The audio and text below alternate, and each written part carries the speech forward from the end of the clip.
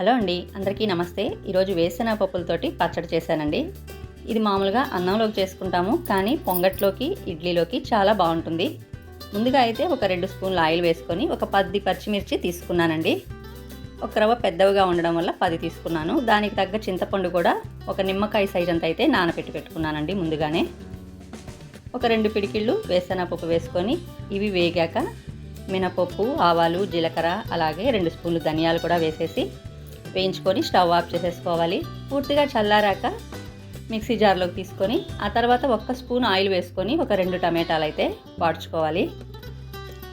ఇవి కొంచెం మెత్తబడేదాకా వాడ్చుకొని ఇవి కూడా పూర్తిగా చల్లారాక ముందుగా వేసి పెట్టుకున్నాం కదా వేయించినవి వేరుశెనగపప్పు అవి వేసుకొని తగినంత కల్లుప్పు అయితే బాగుంటుందండి. కల్లుప్పు వేసుకొని ఒక్క ముక్క మెదిగాక మనం నానబెట్టుకున్నాం కదా చింతపండు అది వేసేసుకొని కొంచెం ఒక 2 సెకండ్లు తిప్పేసుకుంటే చాలండి. ఆ తర్వాత టమాటా కూడా కొంచెం వేసుకొని అది మెదిగాక ఎర్రగడ్డ వేసుకోవాలండి. లాస్ట్లో ఒక పెద్ద ఎర్రగడ్డ తీసుకున్నాను.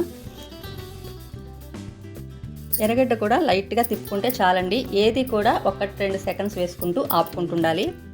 మరీ మెత్తగా వేసేసుకుంటే అది చట్నీ లాగా అయిపోతుందండి, పచ్చడి అనిపించదు.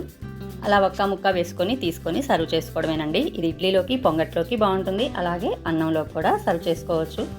ఈ విధంగా అయితే ట్రై చేయండి, టేస్ట్ చాలా బాగుంటుంది. నెక్స్ట్ వీడియోలో మళ్ళీ కలుసుకుందాం. Thank you.